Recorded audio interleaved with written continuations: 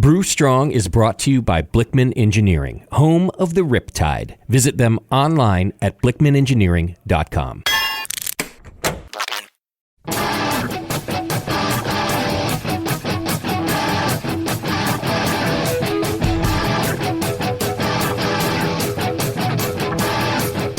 Brewers, it's time for the beer radio you've been looking for. This is the show that dispels myths, tackles the toughest topics, and makes no apologies for geeking out on beer. Hosted by two guys that drink before they think, Jamil Zainasheff and John Palmer. This is Brew Strong.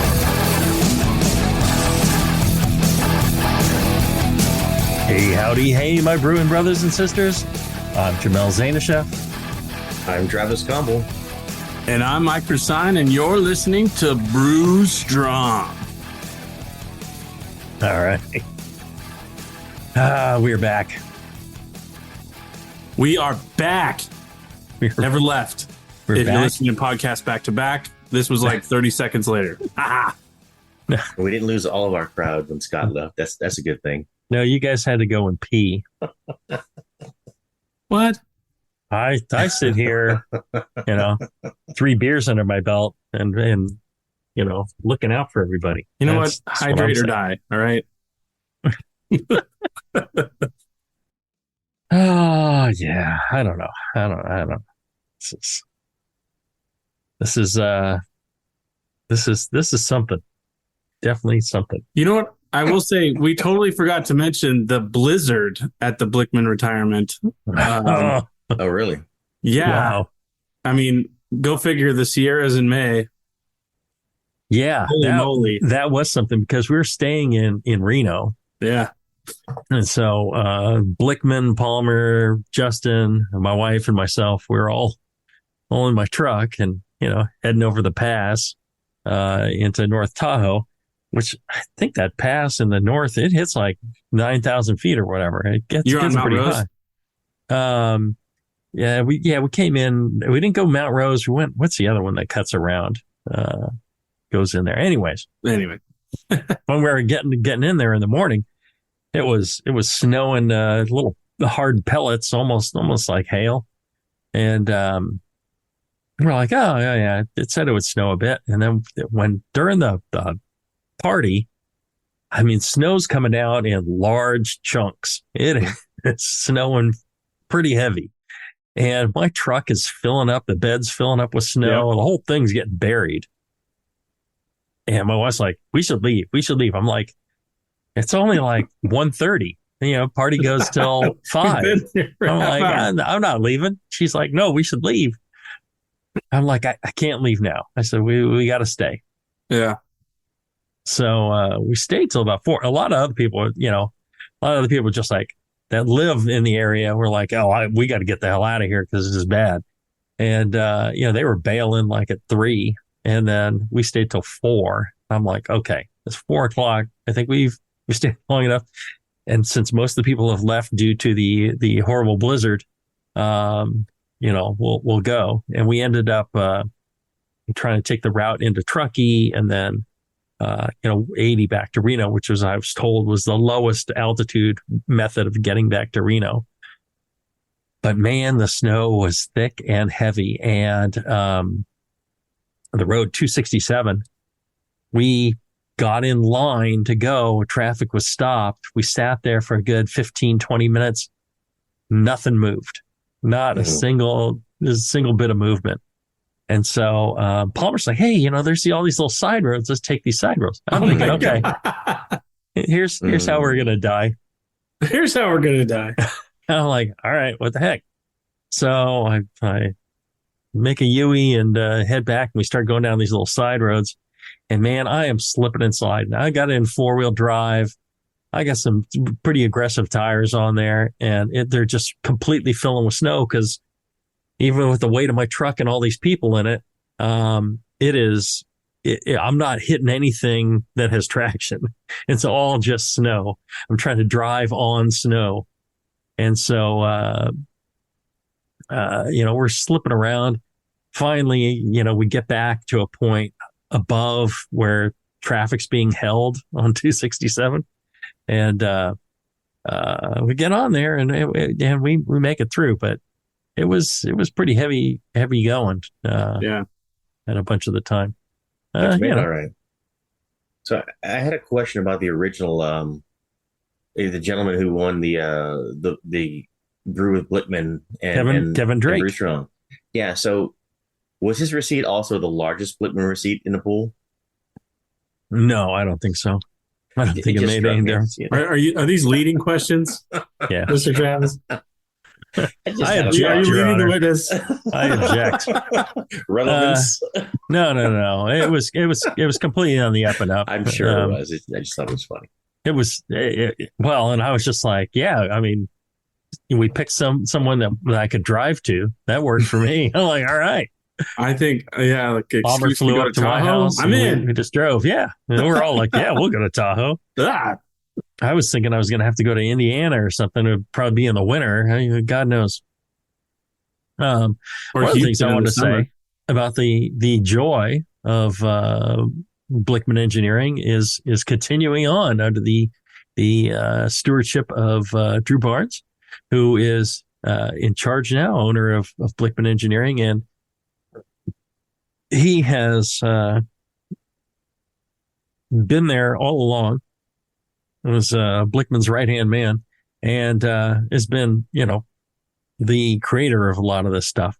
And one of the new products that they've come out with is this 3.5 barrel Pro Surface electric brewing system. And they call it Pro Surface because all your elements are hidden and, underneath the kettle surface. And so you get they're in contact with the kettle, you get good heating, but you don't have to worry about cleaning these things. And you don't have to worry about them being in the way. If you're whipping your mash paddle around or, doing other things like that. So, really a unique design and, another great product from Blickman Engineering.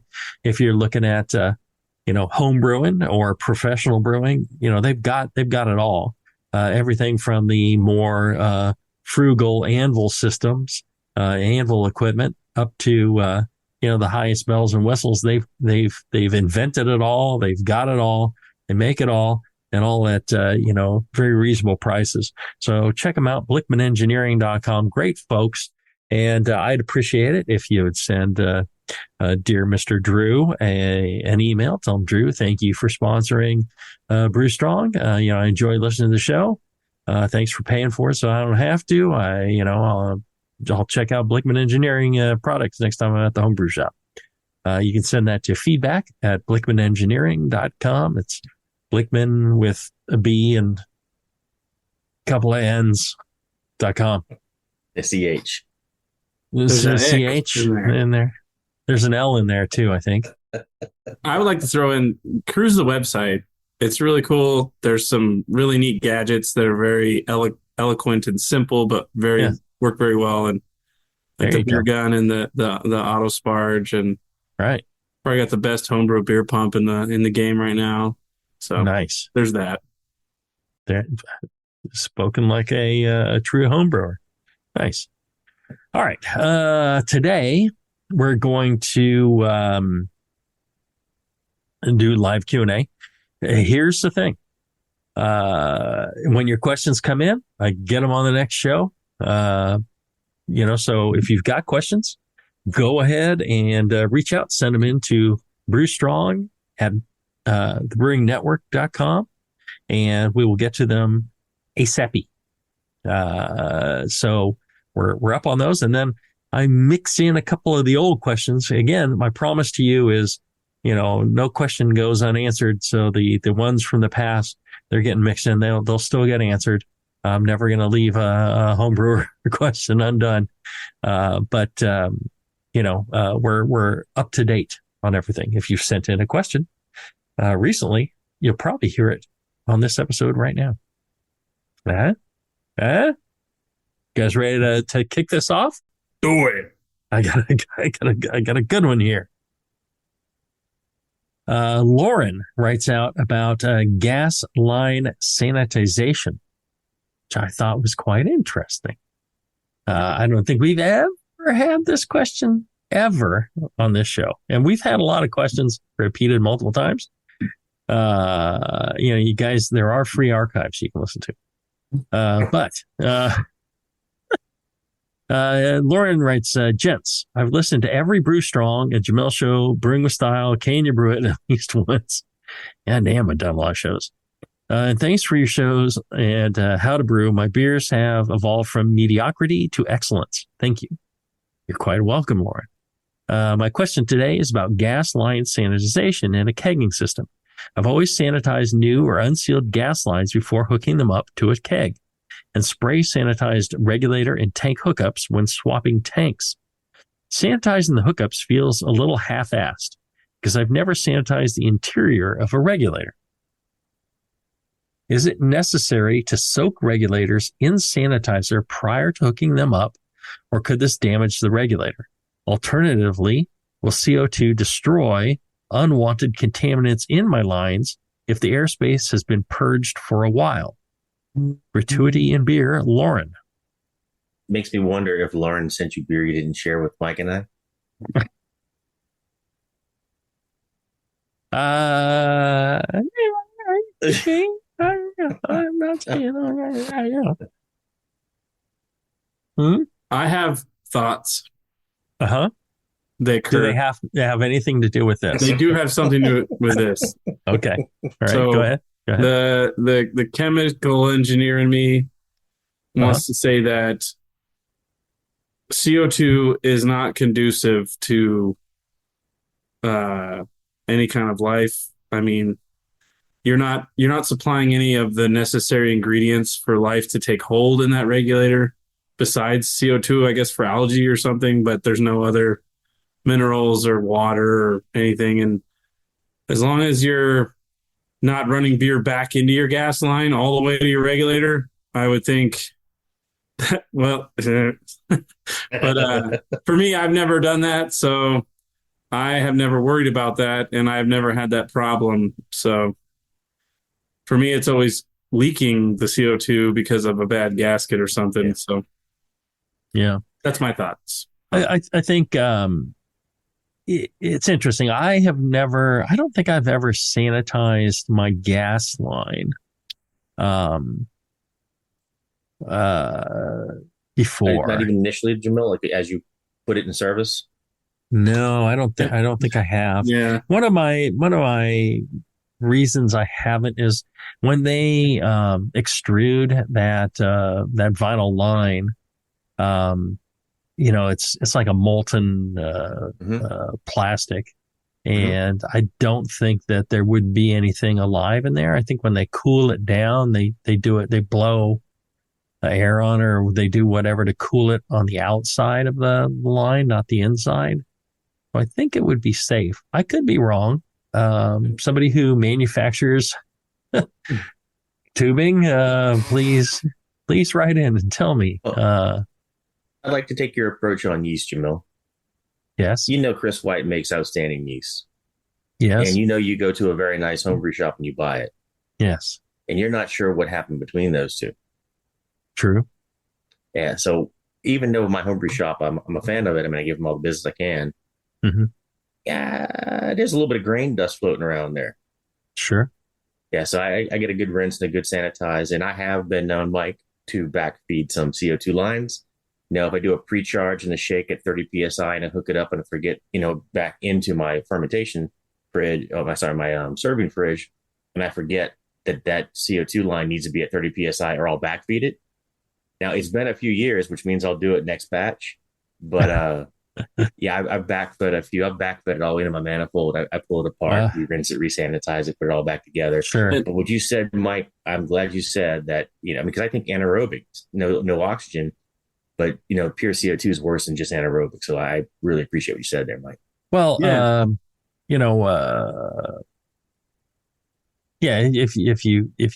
If you get beer in those lines, you need to clean and sanitize, not just sanitize, but clean and sanitize. Yep. The other thing is, I usually, and thus use check valves in your system to keep that from happening. And, maybe you get a little bit up past the ball lock, and then you can just replace, that chunk up to the check valve. But, I guess other than when I first started, I've bought, boxes of beer line and boxes of gas line. From the main, they come in a box sealed up. I don't think there's an issue there. And so I've never really bothered. I think I may have sanitized, just some line. Oh, I sanitize line if I'm doing transfers or things like that. I don't trust that. The transfers, if the beer line is just going out of the keg to the faucet, when I hook it up, I run it. I think that's good enough. And I believe that, the gas line, I don't really have a problem. Like Mike, I think, it's an inhospitable environment. I think that the regulator, I would imagine the regulator is potentially more of a danger area than the tubing is. I mean, we're spending a lot of time on but let's see. Wait for us to answer this question. No, it's pretty. The other point I'd like to say is, if you're having an issue and you're getting contaminated beer and you've done all your homework and you're like, what is going on? And the gas lines are the last thing, right? But I just don't think snap that off a fresh piece. Right, that's off fresh piece. I got the box and I would snap myself off a fresh piece. But I would think the regulator could be potentially more of an issue, because the regulator is assembled from parts. They're not sitting in a clean room when they assemble these regulators. There's people wherever they are. These parts come tumbling down the conveyor belt or whatever. They're into bins and they sit there and they just assemble a whole bunch of regulators. I doubt they're wearing masks or anything like that. They could cough, people working these jobs may not have time off, and they're coughing and hacking, and who knows what's going on. My final thought on this is the real key that I do to try to mitigate any kind of old, stale, anything in these lines is to purge with Viga before you hook it up to any keg or any. And so just really run give you a 10 count of where you're just holding the valve open, or you got the thing unlocked, or whatever you're doing, and really flush that line. And so you're getting good clean CO2, and anything that would have been carried, like mold or dust, bacteria on the dust, has been pushed out through this vigorous burst. Like, turn your regulator up and really run it through there. Well, and because when you hook up a new tank of CO2, there's some oxygen in your the little bit of line and things like that. So it is good to go ahead and purge all that out. So I as well would always purge, very vigorously with to purge that out. So I think the question about, should I soak a regulator in sanitizer? I think, Lauren knows that. Yeah, it's going to jack up the regulator. I'd be worried about damaging it. Yeah. Although I have known regulators filled with liquid that worked fine afterwards. Depends how corrosive the liquid is. I think you run it through the process side of it, the gas side of it. Yeah. But soaking the whole thing where you get it on the back side where the spring's at, right? I expect failure to occur sooner or later. Yeah, the corrosion would be the issue. It, other than that, it's springs and diaphragm. It's not like electrical or anything, so it should be fine until it starts to jack with it. But there you go. Good question. Like I said, we have not had before, so I think that's pretty cool. We could have called Lauren and answered the question directly. Why do you think that is? Do you think I know him? The cell number is in his or her email. Yes. Yes. Yeah, I feel like that would have been, we could have done live, but I don't have That's the it. technology for that. Maybe you do, but I will say that the we could cell have done number like a listener call, like on the we show. could have. Maybe we'll do that in the future. Hello, this is Lauren. We're here to answer your question. When you're You guys asking have to know. those future questions, maybe I will reach back out and see if you want to be on the show. If it's a good question, maybe that'll happen. Yeah, If he you guys happens start to be taking in my the ideas seriously, we're going to be in trouble. the phone number. Yeah. I know the phone You're in number trouble. is apparently in the San Francisco Bay Area, so hopefully he's listening. All right, let's do this. Let's take a short break, and when we come back, we'll have more of your questions right after this. Hey, it's Kaylee Cuoco for Priceline. Ready to go to your happy place for a happy price? Well, why didn't you say so? Just download the Priceline app right now and save up to 60% on hotels. So whether it's Cousin Kevin's Kazoo Concert in Kansas City, go Kevin, or Becky's Bachelorette Bash in Bermuda, you never have to miss a trip ever again. So download the Priceline app today. Your savings are waiting. Go to your happy place for a happy price. Go to your happy price, Priceline.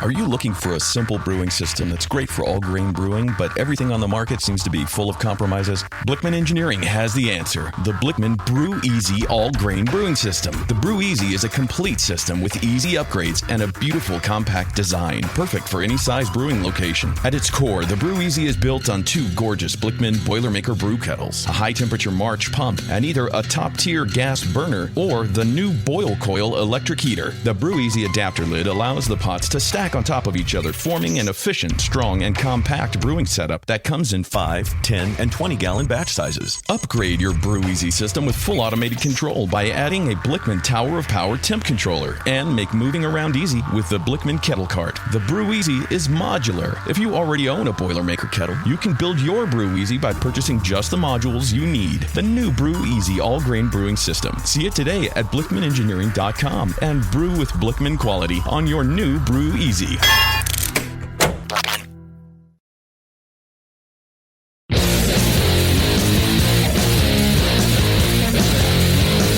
Back to the two guys that know how to turn beer into beer. This is Brew Strong.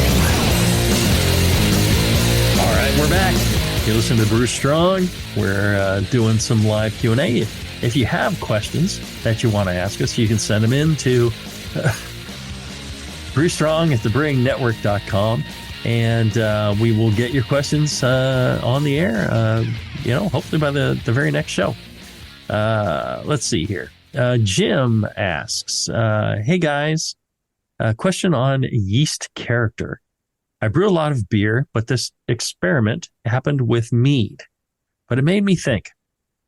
I brewed a mead with too high a honey to water ratio. Good character after aging for 2 years, but still too sweet. I diluted the mead to a better ratio and repitched yeast. Fermented and perfect sweetness, but now no character. Aging it now again. What killed the character? Sorry, this is a basic question. Love the show. Cheers, Jim. Do you guys have thoughts on that? Yeah, yeast character comes from yeast growth.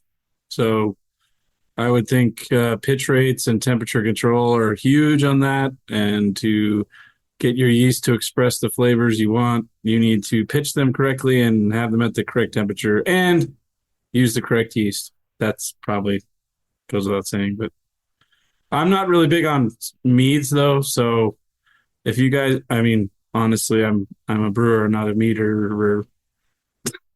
If you guys have this stuff, So if you have basically a finished product with still has residual sugar, he doesn't say how much he dilutes it. I don't know how much he may or may not have diluted it. I imagine he probably didn't do what we normally do to help yeast growth, such as oxygenate, because you probably wouldn't want to do that to what you think was a finished product. And that's where I was curious. Is he talking about that mead that was too sweet, he watered down and then added more yeast, or did he make another batch and it didn't have the flavor that he wanted, even though the dilution was correct?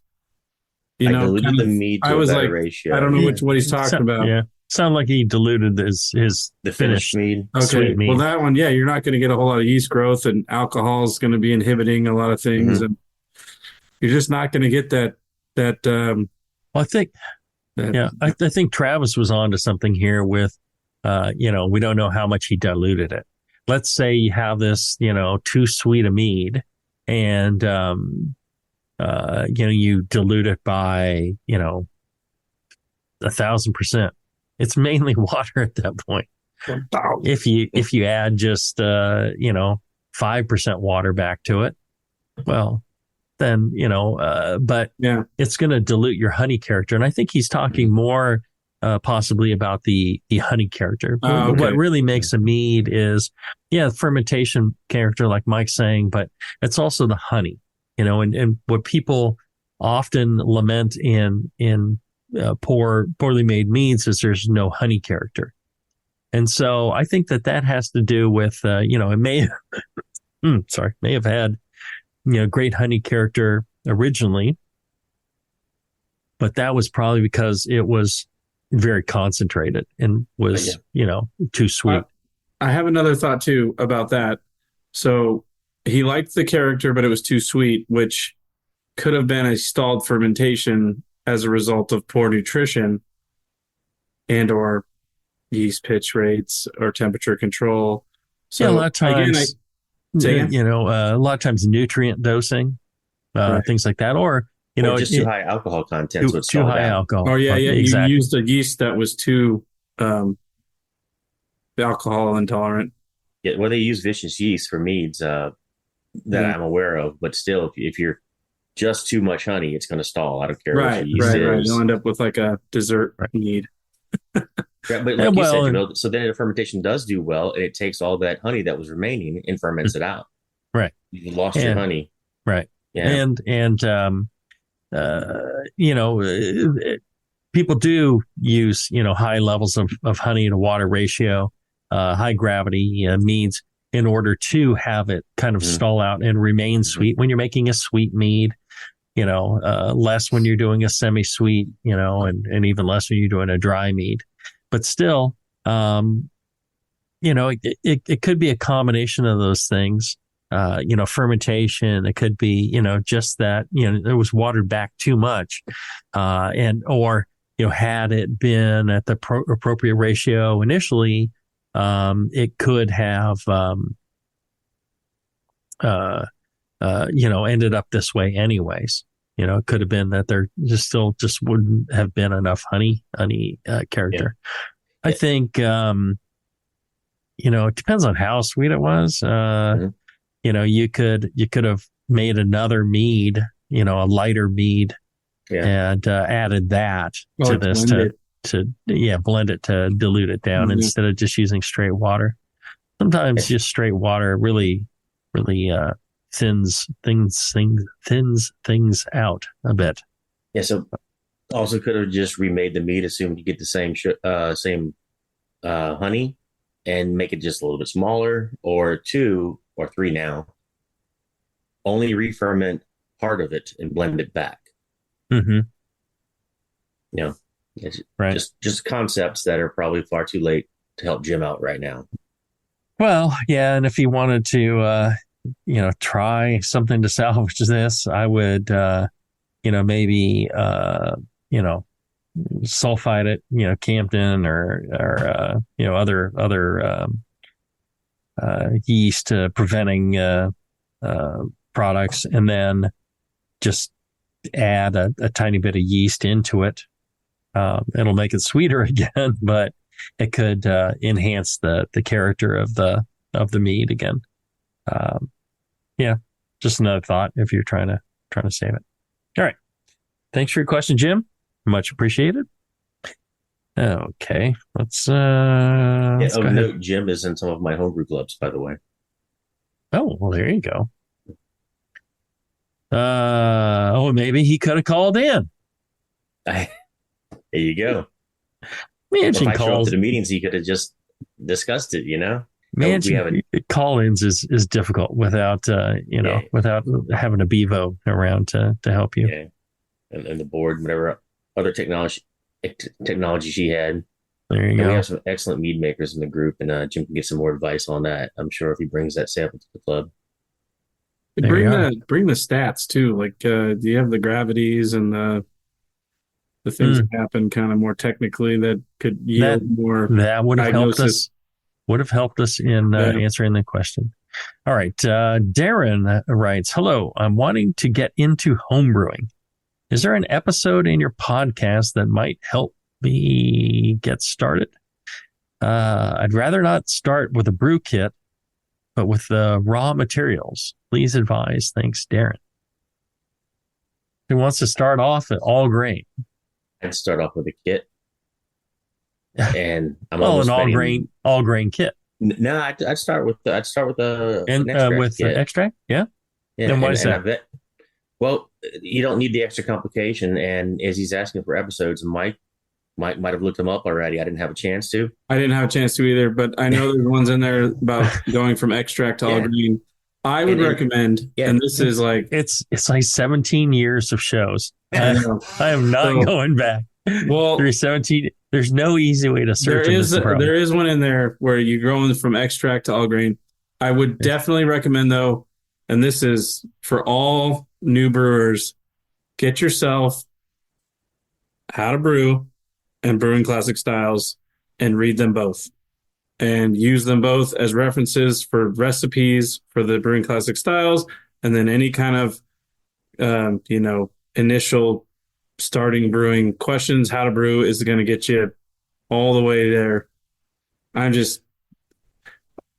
can get you so far, but a good book and a good reference, and there's so much more information, and it's so much easier to access because it's right. It's sitting there on your desk, and you don't have to go look through 17 years of podcasts to try to find the right one. I would also recommend How to Brew, just having it on hand, if you got brewing questions, because there's Google or Bing or whatever else there is. But the problem is, Travis shaking his head, the problem is the quality of the information you're going to pull up. A lot of times you can't really trust a lot of the stuff on the forums and elsewhere out there in interweb land. Somebody's setting up their own blog and all that. They mean well, but sometimes they may have been misinformed from somebody else or something. There could be a lot of error in the equation there.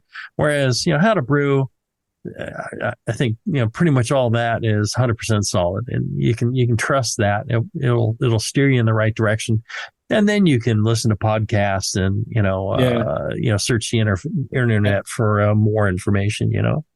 And from my recollection, you have always promoted John's book. It's a great reference. It's a great reference.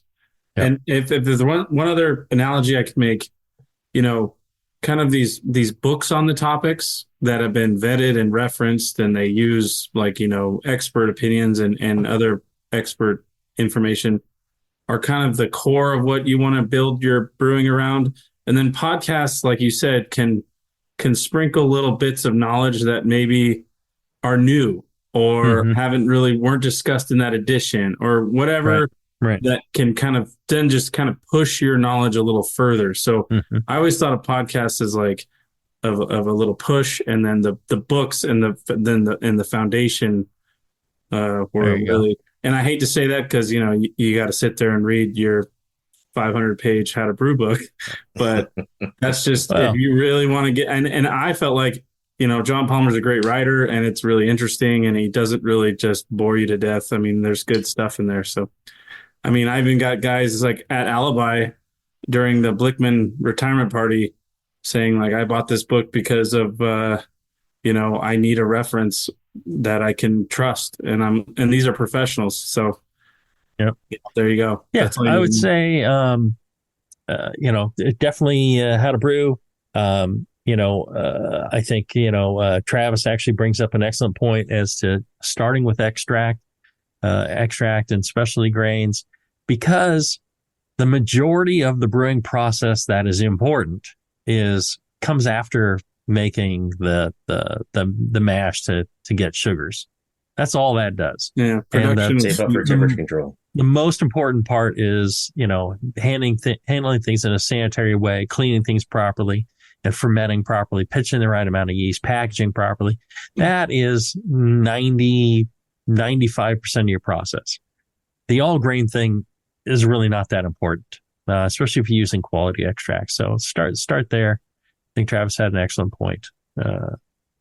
Travis gets 5 points for that recommendation. Now we're scoring. Scott blew us out on the first episode anyway, you know. Again, right.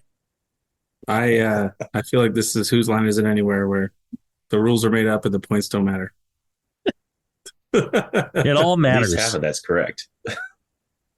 Yeah. I mean, it all matters. Yes, making great beer matters. Well, the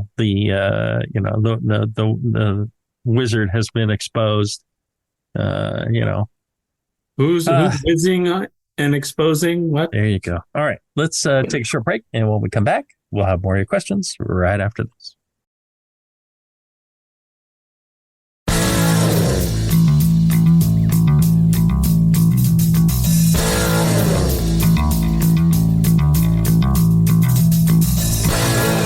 Learning to brew has never been so disgusting. This is Brew Strong. All right, we're back. You're listening to Brew Strong, and we're doing a live Q&A. We're answering your questions. If you have questions and you're listening live, you can just whip on over to the comments section on the video on the Brewing Network page and type in your question right there. And we'll see it pop up, and we'll 99% of the time we get to all of them. We'll prioritize those over the ones that have been emailed in. But hey, you can also email them into brewstrong@thebrewingnetwork.com, and we're getting to those quite quickly, usually in the next episode. So go ahead and send them in, and we will get to them. Yeah, these emails have waited 10 years. These Facebookers shouldn't have to wait that same length. We should just, like you said, we answer the people that are on with us, with us on the show. Yes. These emailers, they can wait another couple months. Yeah, we value the live listeners. They're our favorite. There you go. All right. So Nick has a DME question. He says, "Hey Jamel, longtime listener of Brew Strong / Brewing with Style. Hoping for a little input from you. Lengthy explanation, but simple question, I think.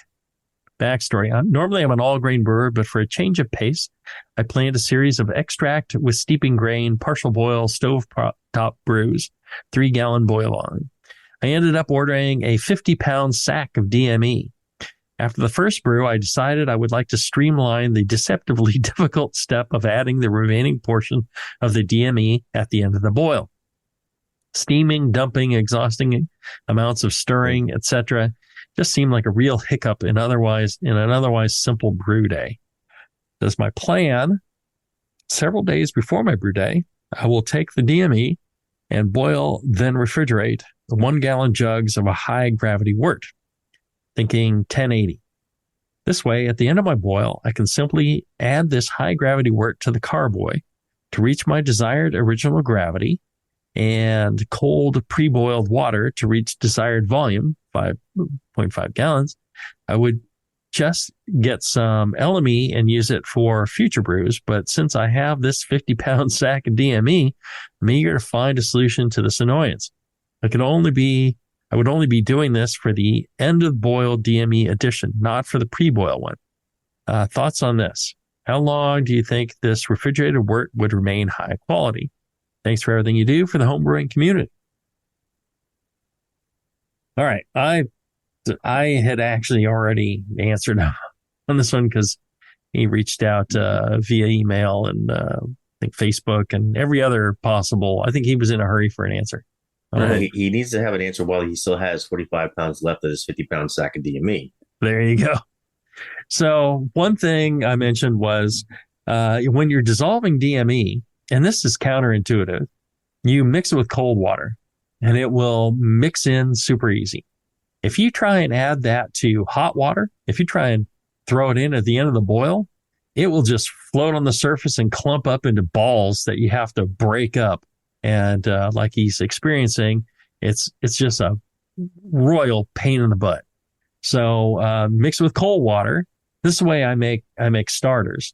I take cold water, I measure out DME in a jar, add cold water and my nutrient, and then shake it up. It all dissolves, and I put it in my pressure cooker and done.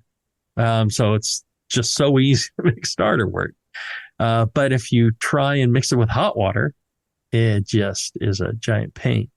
For storing wort that has been boiled, that's where it gets tricky because you have to worry about things like botulism spores. If you are not canning it and ensuring that it's sterile wort, storing it can be an issue. However, if it's boiled and it's stored cold in the refrigerator, in the containers, in the handling of it was all sanitary, I think it's fine. If you don't see a few days, a couple weeks, definitely for a couple of days, few days, couple of weeks, probably, if good refrigeration. If you don't see if the wort's clear when you put it in, and then you don't see any sort of haze forming in it, then there's probably nothing alive in it. If you see bubbles on the surface or surface action starting to form or something forming on the surface, then you have a problem. If you see it becoming hazy, you have a problem. If you see pressure building up, if you use a lid on it, and then when you open it, it goes, right. That's a problem. So things like that are things to look out for. One of the things in his process that concerned me about storing wort is that, botulism spores, like we mentioned, botulism is like a bacteria that forms a spore, or it's able to sporulate. It's able to kind of encapsulate and protect itself. And that's why it survives boiling. But, it gets in another environment, then it opens up and it starts, creating these botulism toxins. The good news is you can boil and destroy the botulism toxin. You can. Yeah. That's what I wasn't aware of. It can be destroyed by boiling, but better if you don't in the first place. But, so if he was like, yeah, I'm storing it in the refrigerator for up to a week, and then I'm putting it in my boil kettle and it's being boiled for 60 minutes, I think, your safety factor goes up. Still, if you reboil it, if you can pressure cook these things, 15 psi for 23 minutes, then it's sterile. And large mason jars, they got some pretty big size ones. You could use those. Again, super easy to do. Yeah, so I hope that helps. I think you guys have anything to add? My only thought on this, go ahead. I think as a can you're going to have some good stuff here. I really do. Could you effectively make LME to a point where things like botulism couldn't stand the high sugar content like they don't with honey? Is that a thing? Yeah, you'd have to vacuum distill it though, and if you didn't want to change the flavor. Okay. I would think if you could make the extra gallons of stuff with cold water and then make it down to the boiling wort and use that heat to kind of sanitize it. Make it the day of instead of making it and storing it for however long. That would kind of mitigate the risk. But like everything that's already been said, I mean, if you follow the best practices and then, if the container's pressurized, that's bad. Haze is terrible. These kind of things that can signal some sort of contamination. But I think the big problem he was having was that it was just difficult to get the DME into solution. And I think, again, starting, mixing with cold water, you could mix that up on the side while you're boiling and all that, and then pour that in and account for the water. Yeah. Addition at the end of your boil it for a little bit. Right.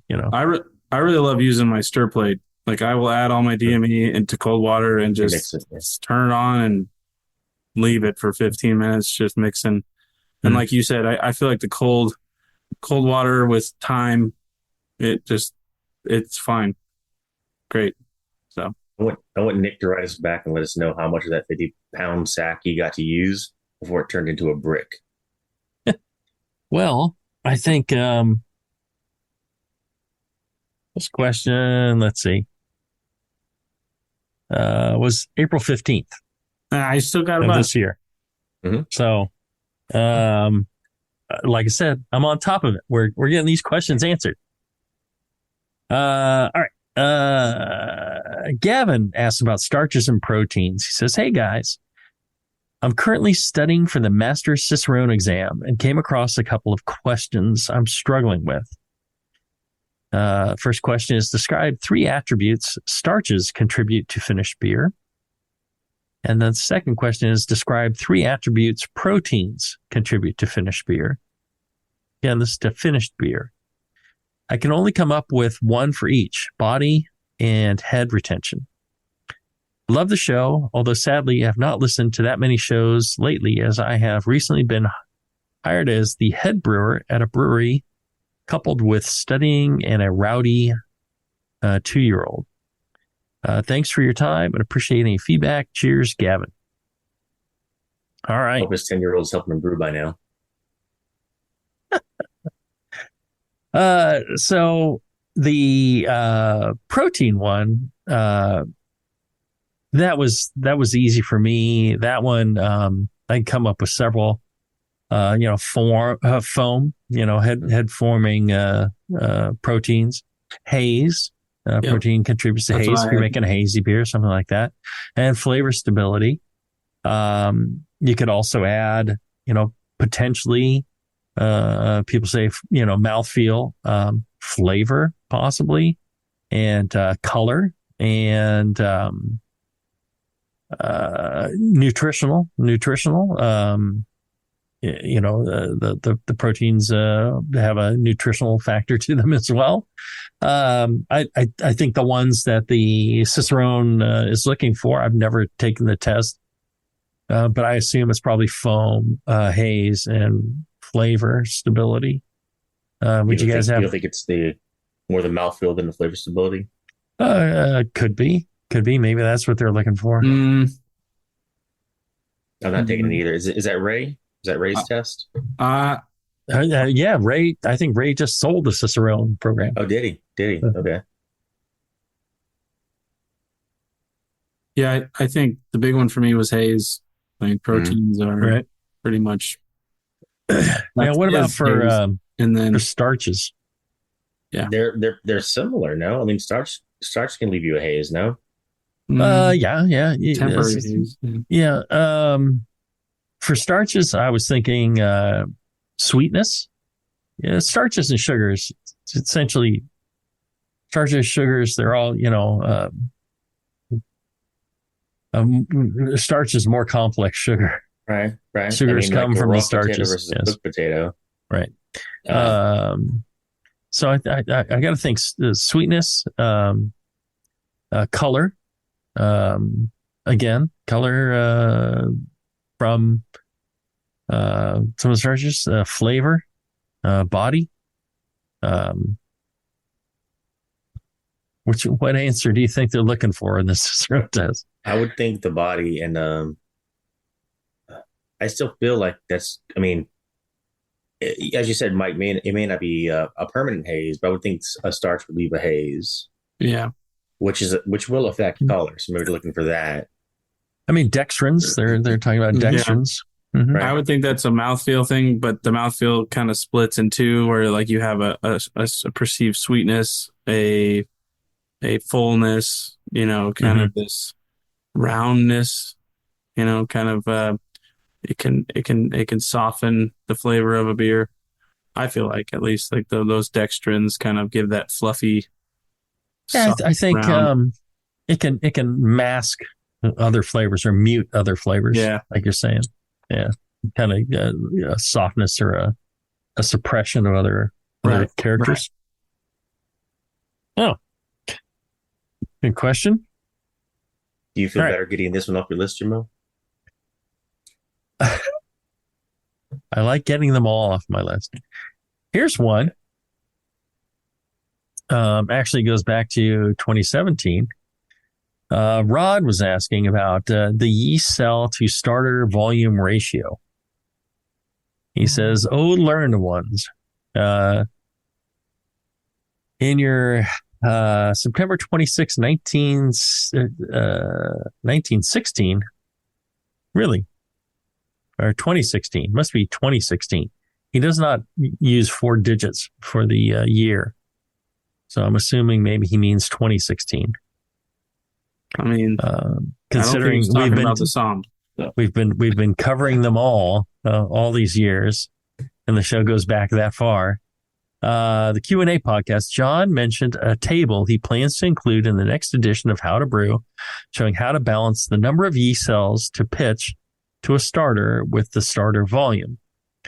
If I promise to buy a copy of the new How to Brew when it is published, will you tell me what size starter you recommend for a 5-gallon batch of double IPA with a starting gravity of 1070? And how many Yeast 1056 cells to pitch to that starter? How about if the specific gravity is 1080? I have a 5-liter flask, oxygenate the starter wort, and put it on a stir plate. Thanks in advance, Rod. Oh, Rod, right. There was such a good calculator back then. Such a good calculator. Yes. I need to rebuild that calculator. Anybody want to build a calculator for me? I tried to send a few people to your way. I guess they just weren't dedicated enough to get it done for you. I apologize for those jerks that I sent your way, Jamil. Yeah. Not to name drop places that should sponsor us but don't, but More Beer has a really good yeast starter calculator. It even lets you pick which model based on what type of starter, like if you're stirred or shaken or so. Similar to the Mr. Malty calculator. You know, the Mr. Malty calculator was the very first. There was no yeast calculator out there ever till that one came out. And then everybody just knocked me off. I think there's also a table in the yeast book. There is. It's a nomograph, so you can cross it this way, that way to get the line. But I have an emulator running on this computer, so I can run your calculator because my current phones reject that older version of the Android app. So I use Blue somebody's emulator, and I can still run a calculator. Gotta build a new calculator. Let's get that done. I also had a whole design worked out for stepped starters as well that I want to put in there. Yeah, I've had to do interesting things with yours to look at stepped concepts. Yeah, you can do it, but it would be so much easier if it just handled it for you. Yeah, and Chris is the biggest one that screwed you, coming up with these 1.5 packages. Right. You know, Omega doing 2.0 packages is no big deal. That's easy math. But a 1.5 package, that makes me use my brain. Yeah, I needed to update it with all the new packages that are available, things like that. Mm-hmm. Maybe in a commercial version. And there's a lot of opportunity there. Somebody wants to do the work, I can give you all the information. Let's see here. We're going to give them the numbers. I mean, I'm sure. Yes. All right. So he brewed his beer a long time ago, so he doesn't really need the yeast count, does he? No, but I think the question is a good one. And what I want to know is how you guys figure out how much yeast you're going to pitch. How do you go about it? Do you want to hear mine? This is funny. Yeah. So I read in the yeast book about your model, and then I actually found that More Beer calculator that has the Chris White model, but stirred. And so I used that. And what I did is I iteratively added more yeast I needed. And then I put it in Excel and did a polynomial regression and figured out a model that my recipe designer tells me how many yeast cells I need for my pitch rate. And then this thing using a macro can solve for the starter size. And that's how I do it. That's way more than most. You can just use the calculator on Mr. Malty or... Well, whenever it exists again. I like it because I can quickly, the recipe spits the number out, and then with one click I get my number. So there you go. The website's long since dead because it requires Flash, and Google said we're not doing Flash anymore. But I still have the app. I paid for that app, Jamil. You might not have gotten $5, but somebody got $5. Somebody. We were friends. I still bought it at least once. Yeah, it was a little after my time, but like I said, I built my own little model in Excel. You mean before your time? Yes. Okay. What you drinking, Mike? Right. How strong is that beer you're drinking? Travis, how do you go about it? You're using the Mr. Malty app still? Always. The only thing I ever do is sometimes I'll use Beersmith strictly to figure out how much DME I need, because I'm going to do X liters at 1040, and Beersmith has its own calculator, which I don't use the calculator, but I use the starter size part of it to tell me how many ounces of DME I need to make X liters of 1040 wort to make my starter. Well, here's the thing I would say is, like Travis or Mike, find a calculator or create a calculator or do whatever, Beersmith or whatever. All the calculators are fine. Well, I assume all the calculators are fine. Maybe some aren't, but, start working with a calculator and see how your beer turns out. And if it seems like, it's calculating too little, well, then, maybe you still use it and just, up it by 10% or whatever you're finding you're short of. And you just keep using that, or, reduce it by 10% if you think you're doing too much. Chances are you're not doing too much. You just kind of want to know what the minimum is that'll get you, over the finish line, with great beer. So, I think that's really the takeaway from this is, to find yourself a process. We get the Mr. Malty one working again. Then we'll go ahead and announce that here, and it'll be free. You guys can use it.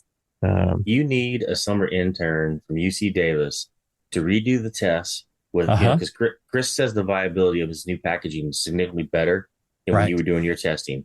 So we need you to get an intern over the summer to redo all that testing you did, because the biggest difference I see, once you dial in the X million per Plato per blah, blah, blah, the aging is different. Yes. And your aging's built on real aging, and everybody else's aging is built on yours or other bullshit. Right. So, what I did back in the day was I gathered packages from a number of different homebrew shops and different strains. And some of the strains just don't last very long at all. And I also thought, I need to really do strain-specific data. That's a lot. But it was just so much. I was just like, wow, that's unrealistic. So I had to kind of go like, okay, if you're using this for like, I forget, it was one of the London yeast. I think it was 013 or something like that. And man, that stuff died at a heartbeat. It was dead, within a month or two of, being on the shelf. I mean, 100% dead. There wasn't a live cell in that thing. And I'm just like, well, so, you had to, kind of take that into account. You can't just assume that everything's, it's fantastic and measure it in the lab where at the manufacturer. That makes no sense at all, because, that stuff gets shipped. Who knows how long it sat on the hot truck. And I went to too many homebrew shops, and there's the box of yeast sitting on the floor. It's all hot. It's all warm. Been sitting there for a day because they're too busy. Because, it's usually one person struggling to make a business happen. And they got way too much work, too many customers to deal with, so they haven't been able to put it away into the fridge. That can be an issue. So you just never know how it was handled. And you had to be a little more pessimistic in what, because the problem, the thing I always that I felt is like, if you use the Mr. Malty calculator, you would never screw up a beer. It would always work out. You would always get good fermentation. If you if you use one of the others, it was just like, well, yeah, in a grand scheme of things, yeah, you didn't need as much yeast. Maybe you saved yourself 50 cents or $1 or $2, but you could really screw up your batch. And that was what I was trying to avoid. So I don't know, maybe mine's, too pessimistic for people, but I can pretty much guarantee that if you used it, it didn't screw up a batch. All right. One more before we take a break. Matthew asks, he says, he wanted to know about the Brew Strong schedule. He's a homebrewer in Slovenia. Ooh. And he also had questions about a competition they do for homebrewers over there. He says the event's going to take place in June this year. We have to make 6 different beers, a braggot, an American amber ale, a Czech or German Pilsner, a New Zealand Pilsner, a wood-aged Baltic Porter, and a raw Saison, a no-boil Saison. He says, I have questions for some of these styles. He says, wood-aged Baltic Porter, I intend to dry cube a 19-liter batch with 50 grams of whiskey-soaked cubes for 14 days. Is this too much? I don't think so. Sounds about right. It's, not quite 2 ounces in a 5-gallon batch. I always think it's like a time thing. It's like, keep tasting it. Yeah. Yeah. And it gets 14 days. I think it'll be done in a week. I don't think you're going to get much from 7 days to 14 days. Right. But yeah, like Mike's saying, give it a taste. The raw Saison. How to achieve bitterness. Just Whirlpool hops below 80 Celsius, 176 Fahrenheit. How do I know if he uses hop tea? How does he know how many IBU? How many IBUs is a great question. Sounds like something you had to test a couple times. If we go back to Scott's last email, I think, it didn't come up, but he's covered it in his text. Aged hops gives you a better bitterness in the Whirlpool. Oh, interesting. Right, because the beta acids or... Yeah. My whole thing is... Oh, go ahead. I was just going to say at 80, 90 Celsius, you are getting isomerization. It just takes longer. It's limited to 80 Celsius or below. Yeah, so below 80 Celsius, you're probably getting 176 Fahrenheit. That's pretty much 85% of the isomerization. Right, you're getting some. Yeah. So it depends how long. The thing is, Saison is not that bitter a beer anyways. Yeah, that's the other thing. Yeah. So it's going to, you should have it ferment out as dry as possible.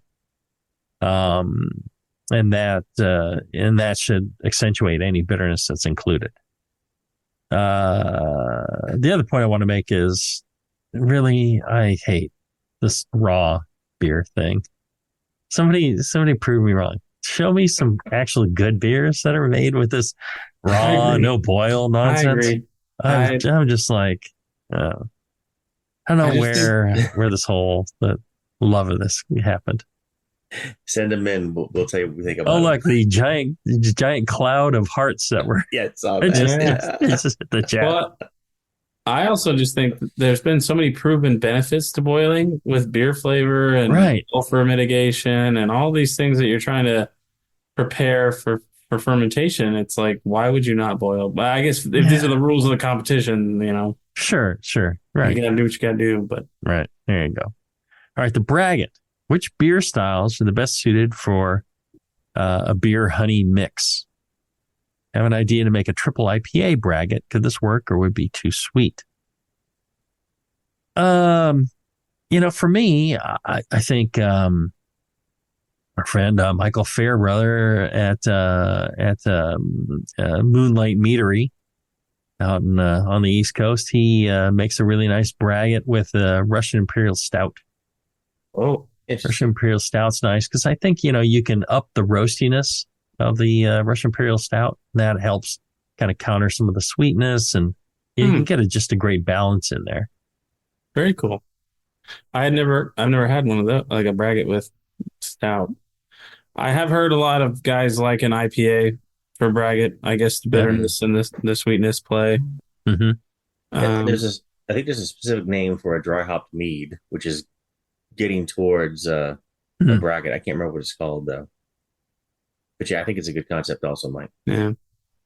Just kind of like you guys are saying, you're trying to get balance, and what does mead bring? What does the beer bring? They should balance.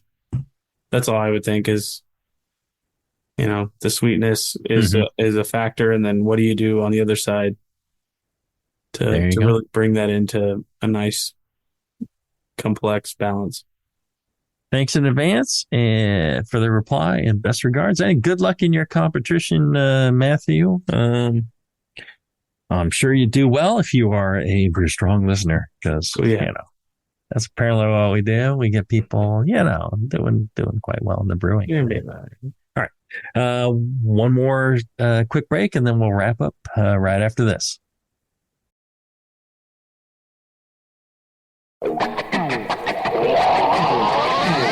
Back to the beer guys that make other beer guys look like wine guys. Brew Strong. All right, we're back. Listen to Brew Strong. We're doing live Q&A. Speaking of live, we've got William in the chat. He's been listening live. You can listen on Facebook when the shows are live. You see video of our beautiful faces and all the things we're talking about. You see Bobby Abear in the back there, watching over because he's a big fan of the show. William asks, he comments, keep working on Brewing Classic Styles 2.0. When's that modern brewing book coming out? When's Blickman coming out of retirement? Cheers. Working on Brewing Classic Styles 2.0, trying to get Palmer, engaged in doing water profiles for all the recipes. Getting that written up. The modern brewing book is coming out in the fall, winter this year, 2024. I am currently struggling to finish parts of it, and getting it wrapped up. I got Travis and Mike doing some reviewing of the book for me. And then the manuscript has to be final by June 15th. So this is May 15th. So we got a month left. Got a couple of weeks to kind of finish this up, and then we got to get the recipes in there and stuff like that. So fall, winter. They said that the book should be printed by sometime in late August, mid-August, late August. Once that's done, the books will be out. So I'm hoping that I will be in England September 13th through the 15th to maybe sign books and do a little book release party thing. So, well, we'll see, but that's the plan. When's Blickman coming out of retirement?